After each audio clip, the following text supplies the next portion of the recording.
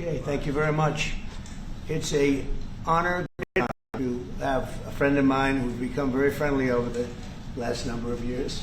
We knew each other before, but Mark is the head of NATO, Mark Rutte, Secretary General of NATO.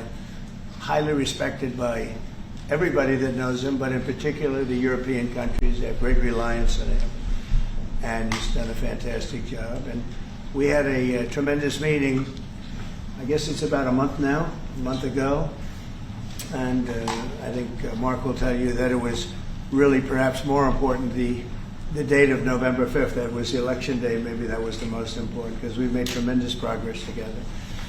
And one of the reasons that you're here today is to hear that we are very unhappy, I am, with Russia. But we'll discuss that maybe a different day. But we're very, very unhappy with them, and we're going to be doing very severe tariffs if we don't have a deal in 50 days. Tariffs at about 100%. You'd call them secondary tariffs. You know what that means. But today we're going to talk about something else. And as you know, we've spent $350 billion approximately on this war with Russia and Ukraine, and would like to see it end. It wasn't my war, it was Biden's war. It's not my war. I'm trying to get you out of it. And we want to see it end. And I'm disappointed in President Putin because I thought we would have had a deal 2 months ago, but it doesn't seem to get there. So based on that, we're going to be doing secondary tariffs if we don't have a deal in 50 days. It's very simple. And they'll be at 100%. And that's the way it is. It can be more simple. It's just the way it is. I hope we don't have to do it. But regardless, we are going to be, we make the greatest military equipment in the world, whether it's missiles. You saw that recently in Iran, the way those planes, every single 14 bombs hit every target. Then you had the helicopters shoot a total of 30 bombs, 30 missiles, and they hit every single, Marco, is that right? Every single piece, every single target. And it was, I guess, on a scale of 0 to 10, they say it was about a 15. That's how successful it was. That's how lethal it was, a word they like to use nowadays. But it was well-organized attack that people in this country wanted to do for 24 years. You know, when we had the pilots in last week, they were saying, "Sir, we've been practicing this for 24 years," meaning people, not them, but other people that are a little older now. But they too, and you were the one that let us do it. But we've been practicing it 3 to 4 times a year for 22, 24 years, because they always knew they had to stop Iran from doing what they were doing, which is trying to come up with a nuclear weapon, a nuclear bomb. And we did it very successfully. And we make the best equipment, the best missiles, the best of everything. The European nations know that. And we've made a deal today, and I'm going to have Mark speak about it, but we've made a deal today where we are going to be sending them weapons and they're going to be paying for them. The United States will not be having any payment made. We're not buying it, but we will manufacture it and they're going to be paying for it. Our last meeting of a month ago was very successful in that they agreed to 5%, which is more than $1 trillion a year, so they have a lot of money. And these are wealthy nations. They have a lot of money, and they want to do it. They feel very strongly about it, and we feel strongly about it, too. But we're in for a lot of money, and we don't want to do it anymore, and we can't. But we make the best, and we're going to be sending the best to NATO, and in some cases to maybe, at Mark's suggestion, if we go to Germany, where they're going to send early on missiles, and they'll be replaced, and NATO is going to take care of it. It's going to be coordinated by NATO, and they're going to work very much with Matt Whitaker, who's right here, who's a great ambassador, and Matt's going to be coordinating. You better do a good job, Matt. I will. But Matt's going to coordinate. He's a very talented guy. So in a nutshell, we're going to make top-of-the-line weapons, and they'll be sent to NATO.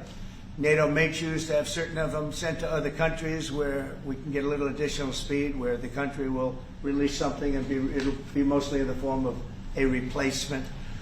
And I'd like to have Mark, and again, just a highly respected, pretty young guy, Pretty young guy for having had the career that he's had, because he had an amazing career before going to NATO. So and we spent a lot of time together over the last couple of months. And if you could say a few words. Absolutely. No, Mr. President, dear Donald, this is really big. This is really big. You called me on Thursday that you had taken a decision. And the decision is that you want Ukraine what it needs to have to maintain, to be able to defend itself against Russia, but you do want the Europeans to pay for it, which is totally logical. And this is building on the tremendous success of the NATO summit. The 5%, but also the decision to keep Ukraine strong and the decision to increase our defense industrial production. So based on that, that was Europe stepping up. This is again Europeans stepping up. So I've been in contact with many countries. I can tell you that at this moment, Germany massively, but also Finland and Denmark and Sweden and Norway, the United Kingdom, the Netherlands, all want to be part of this. And this is only the first wave. There will be more. So what we will do is work through the NATO systems to make sure that we know what Ukrainians need, so that we can make packages. Hexet at the Pentagon in a way that, of course, the US will keep on its stockpiles necessary to defend this country. That's absolutely clear. But it will mean that Ukraine can get its hands on really massive numbers of military equipment, both for air defense, but also missiles, ammunition, etc., etc. So if I was Vladimir Putin today and hear you speaking about what you were planning to do in 50 days, and this announcement, I would reconsider whether I should not take negotiations about Ukraine more seriously than I was doing at the moment, if I was Vladimir Putin. But when I'm Ukraine, I think this is really great news for them. So I really want to thank you for that. And it means Europeans paying for it. And again, I mentioned all these countries, we will deal with that. And exactly as you said, it might also mean that countries will move equipment fast into Ukraine, and then the US later backfilling it, because speed is of the essence here. So really, thank you. This is important. You did a great job. That's a really great job. We've been very successful in settling wars. You have India, Pakistan, you have Rwanda and the Congo. That was going on for 30 years. India, by the way, and Pakistan would have been a nuclear war within another week, the way that was going. That was going very badly. And we did that through trade. I said, we're not going to talk to you about trade unless you get this thing settled, and they did. And they were both great leaders, and they were great. But Rwanda and the Congo, that was going on for 30 years, and at least 7 million people killed, and killed with a lot of pretty rough weapons like machetes, heads chopped off. Couldn't even get near the countries. Nobody wanted to get near. It's so frightening. And we got that one solved. Serbia, Kosovo, got that solved. That was going to be one that was going to happen. And again, that was something I use. I use trade for a lot of things, but it's great for settling wars. That was really very important. Marco is working very hard with everybody here on the Strip, the Gaza Strip. I call it the Gaza Strip, one of the worst real estate deals ever made. They gave up the oceanfront property, one of the worst deals ever made. But it was supposed to bring peace, and it didn't bring peace. It brought the opposite. But we're doing pretty well on Gaza. Steve Witkoff is here, and I think we could have something fairly soon to talk about. And we solved another one, that we just seem to have, Armenia and Azerbaijan. It looks like that's going to come to a conclusion, successful conclusion. We worked on Egypt with a next-door neighbor who is a good neighbor. They're friends of mine, but they happened to build a dam which closed up water going into a thing called the Nile. I think if I'm Egypt, I want to have water in the Nile, and we're working on that one. It's a problem, but it's going to get solved. They built one of the biggest dams in the world, a little bit outside of Egypt. You know about that? You've been hearing about that one. And that turned out to be a big problem. I don't know. I think the United States funded the dam. I don't know why they didn't solve the problem before they built the dam. But it's nice when the Nile River has water. It's a very important source of income and life. It's the life of Egypt. And to take that away is pretty incredible. But we think we're going to have that solved very quickly. So we do good. The only one we haven't been able to get to yet is Russia. And I'm not happy. And I will tell you that Ukraine wants to do something. Again, it's a war that should have never started. If I were president, it never would have happened. I used to speak to President Putin about it a lot. It was the apple of his eye. But once I saw what was going on, I said, you know, they're gonna have a war here. I was outside. Election was rigged. And I was outside looking in. And I said, you know, that thing's going to be a war. Couldn't believe it, because what Biden said was the exact opposite. And it started, and it's a real mess. We're losing, I guess they're losing 5,000 or 6,000 people a day. It's actually now more. I was saying 5,000 a day. It's actually more now. Mostly soldiers, but a lot of people in cities and towns that are getting blown up too. It's a horrible war. And it should be stopped. And so if it's not done, if we don't have an agreement in 50 days, that's what we're doing. Secondary tariffs. And they're biting. And I hope we don't get to the point where we do. But I've been hearing so much talk. It's all talk. It's all talk, and then missiles go into Kiev and kill 60 people. That's got to stop. But the purpose of this is to say that this is a very big deal we've made. This is billions of dollars worth of military equipment is going to be purchased from the United States, going to NATO, etc. And that's going to be quickly distributed to the battlefield. Ukraine will take it up. And, you know, say what you want about Ukraine. When the war started, they had no chance. And they still would have had no chance if the equipment, they had the best equipment, because we do make the best planes and missiles, and we make the best military equipment in the world by far.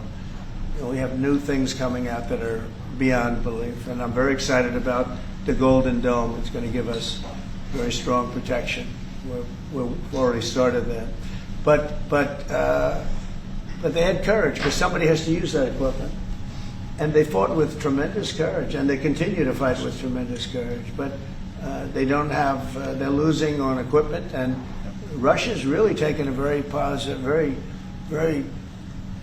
strong, I mean, what they've done the last couple of weeks. Without military reasons. So what they're doing is 700 drones a day, missiles, bombing cities. This is not because of military goals. It is just creating panic, keeping people out of their sleeps, hitting towns. Yeah. It's really terrible, and it is meaning a lot of people lose their lives, but also the infrastructure, whole cities being they're wiping out the electric. It's going to take years to rebuild it. That's going to be the next problem. Yeah. Because, but that's going to take a long time. Cities, many of the cities are knocked down to the ground. Many of the people have left, but many have stayed. I don't know. They actually stay. Most have stayed, actually. It's incredible that they stay, and knowing that a missile could be hitting your apartment house, and your apartment house that you're sitting in could collapse on top of you. And they do very heavy construction. They don't use rebar. They do very thick concrete construction. Those are heavy buildings, big buildings and heavy buildings, and they collapse like they're made out of paper. It's unbelievable to see this happening with people, so many people being killed. So we think progress, and we hope we're going to make progress. In the meantime, we're going to get you good service on what you need.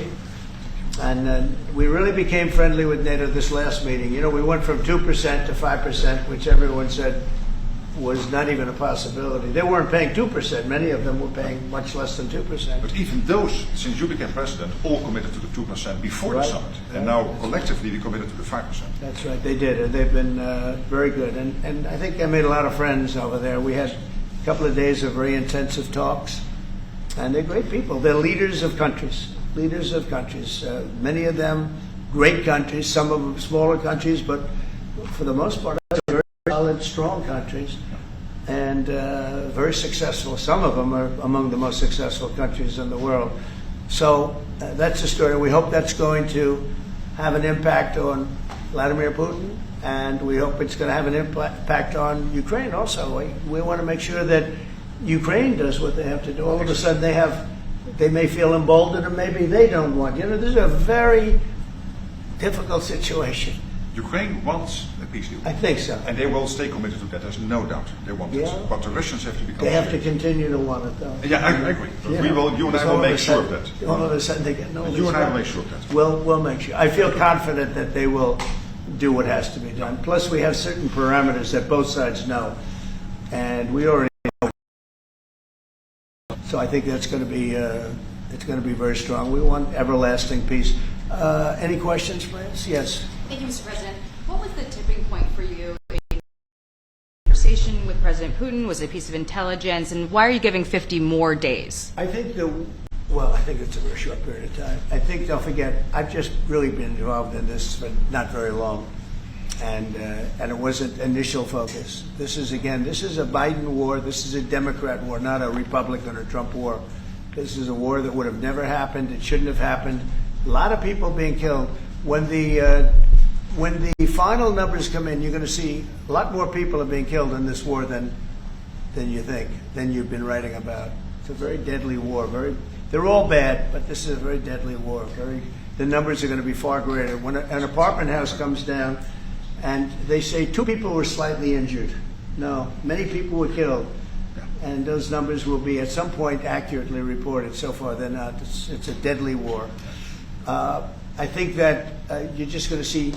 I think you're going to see strong movement. I hope so. I hope so. And what about the secondary tariffs are very, very powerful.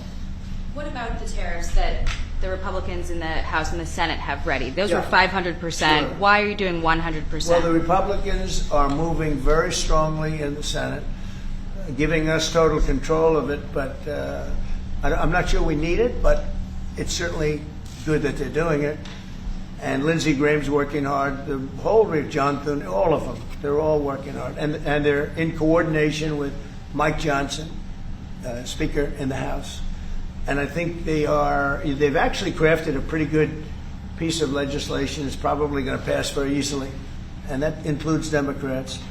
And there are some little tweaks, but I don't want them to waste their time. It could be very useful. We'll have to see.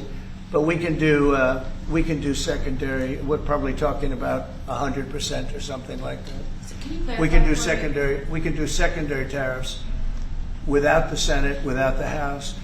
But what they're crafting also could be very good. So are you suggesting then that the Congress should move forward with those sanctions, the 500%, and that your 100 would be a separate additional package? Yeah, I mean the 500 is, sort of meaningless after a while because at a certain point it doesn't matter. It's not going to be, it's 100. 100 is going to serve the same function.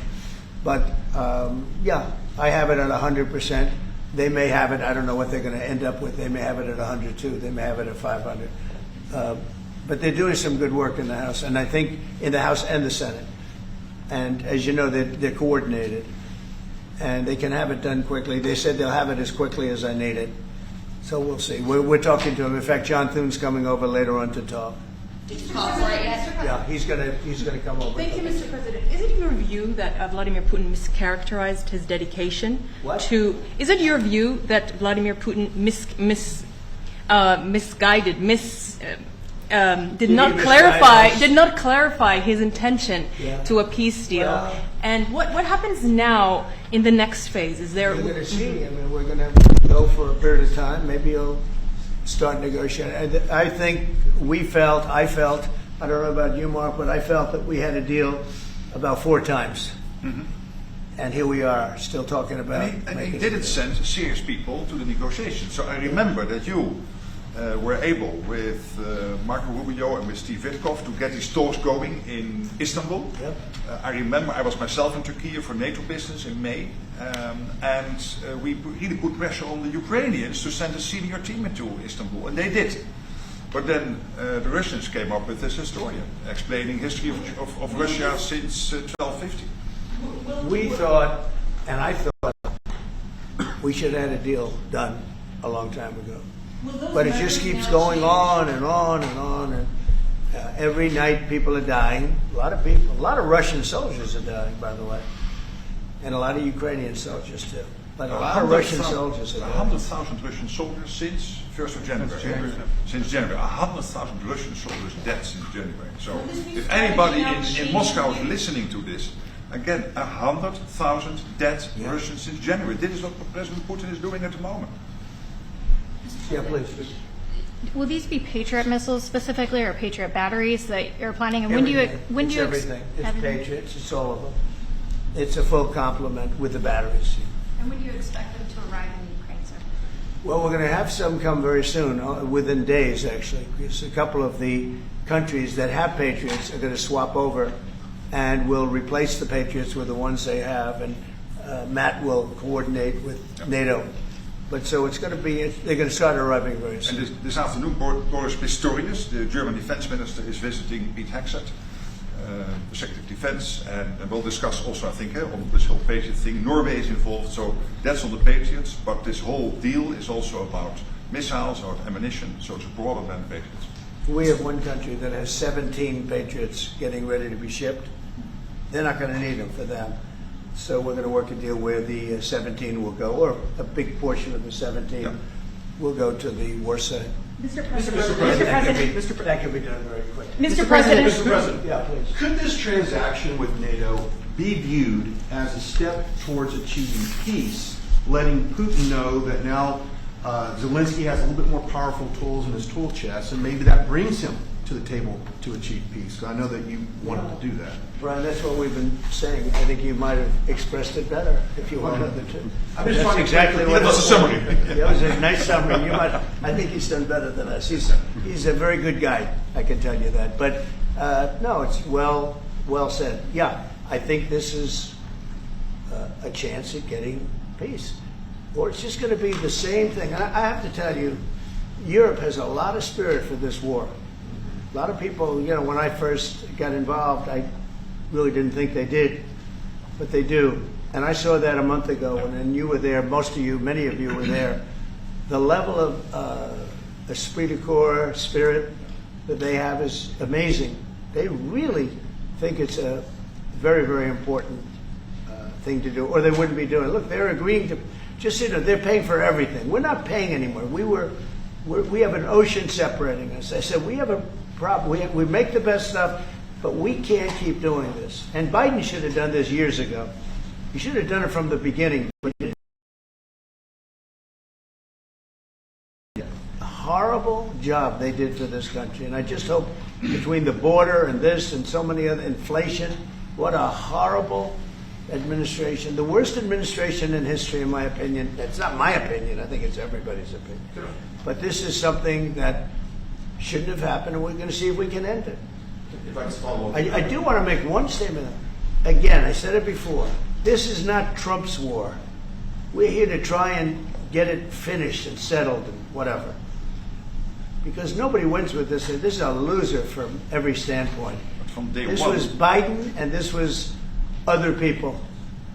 And it's very sad. It's a very sad situation. This gentleman's doing a great job. I think he's going to get it, and Matt and everybody else that's working on it. I think he'll get this thing over with, hopefully. Mr. President, you've praised European countries today as standing up for Ukraine, as being strong. Will you allow them to continue to negotiate tariffs lower than 30% before August 1st, or is the deal set at this point? What does that mean? You mean you're talking about the tariffs? On trade, on tariffs. You're back on tariffs. They're on a more friendly tariff, right? A little bit more friendly tariff. Perhaps. No, we're going to be talking to people. We have, I watched the show this morning. They were talking about, well, when's he going to make the deal? The deals are already made. The letters are the deals. The deals are made. There are no deals to make. They would like to do a different kind of a deal, and we're always open to talk. We are open to talk, including to Europe. In fact, they're coming over. They'd like to talk. Mr. President, is there any concern about the U.S. stockpiles? There was a pause in delivery of weaponry to Ukraine in order to evaluate, apparently, the U.S. stockpiles. What came out of that? Evaluation. I mean, this was a very big, what we're talking about today is a very, very big day. And what Pete was doing, and me too, I knew what Pete was doing, was evaluation, because we knew this was going to happen. And now we actually announced it. They voted on it. It's all been done. So obviously that has a big impact on, when you say pause, obviously you're not going to be doing things if you don't know what's going to happen here. But we were pretty sure this was going to happen, so we did a little bit of a pause. But this is a very big This is a very big event today. This is something very... If Putin escalates further, how far are you willing to go in response? In what? How far are you willing to go if Putin were to escalate, send more bombs in the coming days? Don't ask me a question like that. How far? I want to get the war settled. They're not Americans that are dying in it, and I have a problem, and JD has a problem. It's a sad. They're not Americans dying, but there are a lot of people dying, and on something that should be able to be settled, and we all agree with that. This group of people, we want to defend our country, but ultimately, having a strong Europe is a very good thing. It's a very good thing. So I'm okay with that. Yeah, please, in the back. Yeah, is there a ceiling on what the Europeans are willing to pay for? And it sounds like, well, are you ruling out the U.S. paying for from additional weapons through drawdown authority? Because basically what the president is saying, that he is willing, of course, taking into consideration what the U.S. needs itself. So it's not that you can have a shopping list and you can order whatever you want, because the U.S. has to make sure that the U.S. keeps its hand on what the U.S. needs, also to keep the whole world safe, because in the end you are the police agent of the whole world. You're the most powerful nation on earth, the most powerful military on earth. But given that, the U.S. has decided to indeed massively supply Ukraine with what is necessary through NATO. Europeans 100% paying for that. And what we have been doing over the last couple of days is talking with countries, and I just mentioned the ones who in the first wave immediately said, we want to chip in. And then you're really talking about big numbers. Take Germany visiting today. They're really talking about big numbers. Can we get some clarity? I will say that I spoke with Germany, spoke with most of the larger countries, and they are really enthusiastic about it. They want to, and they're willing to go very far. I will tell you, as per your question, how far would I go? They want to go very far. They don't want this to happen. That's why I think from Putin's standpoint, it would really be good. He gets the country's economy is doing very poorly, and he's got to get his economy back. He's got to save his economy. He could save his country in a sense, but the economy can destroyed a lot of countries over the years. He wants to get that economy back. And he's got a great country for trading and other things. If they could use the assets instead of war, he's got some tremendous potential. That's what I would say. How did you deliver this news to Putin, sir? Say it? How did you tell Putin this was coming? I speak to him a lot about getting this thing done. And I always hang up and say, well, that was a nice phone call. And then missiles are launched into Kiev or some other city. And I said, it's strange. And after that happens 3 or 4 times, you say, the talk doesn't mean anything. My conversations with him are always very pleasant. I say, isn't that a very lovely conversation? And then the missiles go off that night. I go home, I tell the First Lady, I spoke to Vladimir today. We had a wonderful conversation. She said, oh, really? Another city was just hit. So it's like, look, he's, I don't want to say he's an assassin, but he's a tough guy. It's been proven over the years. He's fooled a lot of people. He fooled Bush. He fooled a lot of people. He fooled Clinton, Bush, Obama, Biden. He didn't fool me. But what I do say is that at a certain point, talk doesn't talk. It's got to be action. It's got to be results. And I hope he does it. It's potentially such a great country to be wasting so many people on this and the money. And look at what's happened to his economy. Look at what's happened. With the threat in 50 days, Yeah, the economy will be hit very hard. I mean, look, I hope he's going to do it. He knows the deal. He knows what a fair deal is. If there is such a thing as a fair deal, there's no winners here. This is a loser. This is a loser. And I dealt with him from the beginning. It wouldn't have happened, but I will say Ukraine was the apple of his eye. We talk about it. It was the apple of his eye, but it wasn't going to happen. And he understood that. It wasn't going to happen. And then I noticed, after I was out, I noticed soldiers forming at the border. Yeah. And then I heard horrible the other side. And I said, they're really handling it very, very wrong. It's a shame. Yeah. Can I add one thing, and that is about President Trump, because you came in office in January. On the 12th of February, you had your first phone call with Putin. I think you did exactly what I hoped you would do. That is breaking the deadlock. Starting the conversation, because you have to test him. I know Putin very well from the days when I was Prime Minister. In the Netherlands, you have to test him. And you did this, and you really gave him a chance to be serious, to get to the table, to start negotiations. Steve Witkoff, Marco Rubio, we all tried to help you. But you've now come to a point where you're saying, well, hey... We actually thought we had have to get probably serious. 4 times the deal. Yeah. I mean, you would have called and would said, Yeah. this looks good. Yeah. And then the deal wouldn't happen because bombs would be thrown out that night and you'd say, we're not making any deals. It was like... But it's you very- making the deadlock was crucial because you had to start that process, and you were the only one who was able to do that. I think we'll get it done. Do you think he's reasonable enough to negotiate an end to I think we're this? going to get it done. I think, look, this is a very powerful situation. You have very wealthy countries buying the best equipment in the world. And we have the best equipment in the world. We make equipment like no other. You know, our submarines, nuclear submarines, are so powerful. They're the most powerful weapon ever built. And we have the best in the world they're 20 years behind, 25 years behind us. We have the greatest equipment anywhere in the world. I just hope we don't have to use it. Yeah, please. Thank you, Mr. President. On a separate topic here, President Biden, of all people, spoke to the New York Times over the weekend. He did not speak to them on the record during his time in office at all, but he spoke to them recently. And he defended his use of the autopen and said that he signed off on every decision.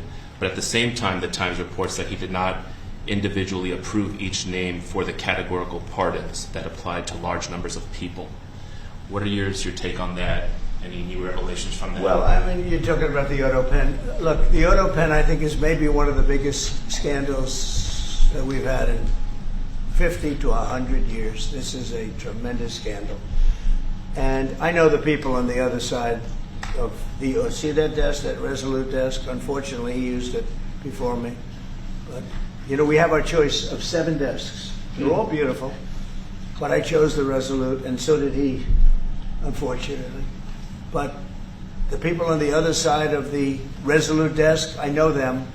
Lisa, the whole group, and they're no good. They're sick people. And I guarantee you he knew nothing about what he was signing. I guarantee it. So they're going to figure it out, and we'll see what happens. But to me, the autopen, you know, you elected president. You know what the autopen is supposed to do? Sign thousands of letters from young people that write. We get thousands of letters a week, Susie, right? Thousands. I mean, tens of thousands sometimes. I look at a room, there's a room where we have many, many people working, responding and sending letters back. That's what an autopen's supposed to be. To write to a young 7-year-old boy that writes to the president and he wants to be president someday and he loves America. That's what the autopen's supposed to be. It's not supposed to be for signing major legislation and all the things. No, the autopen, and I doubt he knew. I doubt they even spoke to him about it. I think they had, it's called the freewheeling autopen. Like, Biden was never for open borders. Biden was never for transgender for everyone. So I don't think I think the radical left people that took over the White House, and if I didn't win, our country was finished. You know, when I was in, and I said this a couple of times, I hope I don't bore you with it, but when I was in Saudi Arabia, I was in Qatar, I was in UAE, and then I met with all of your leaders, Yes, sir. including you, a great leader. He's now the leader of many countries, not just No. But I met with a lot of leaders over the last 2 months in the Middle East and all of the NATO countries. And I will tell you, they had one common phrase. They thought America was dead 1 year ago. And today they say, and they all say it, and I hope you'll back me up on this, but they say now it's the hottest country anywhere in the world. It is. Look at our numbers. Look at the numbers we made. You see, we made $25 billion last month. We didn't make that for years. Kicking in, the economy is very strong. Even though we have a Fed person who's terrible, he doesn't know what the hell he's doing, but that's all right. We blow through interest rates. We're doing so well, we blow through it. Be nice because people would be able to buy housing a lot easier. But think of it. We thought your country was dead, and they were dealing with China because they were really going to China, but not anymore. But we thought your country was dead, and now you have the hottest country anywhere in the world. So we've done a really good job, and It's an honor to have this man. This man is a star, and he's going to be dealing with another one of my stars, Matt, and you're going to do a great job, Matt Whitaker. Okay? Thank you very much, everybody. Thank you.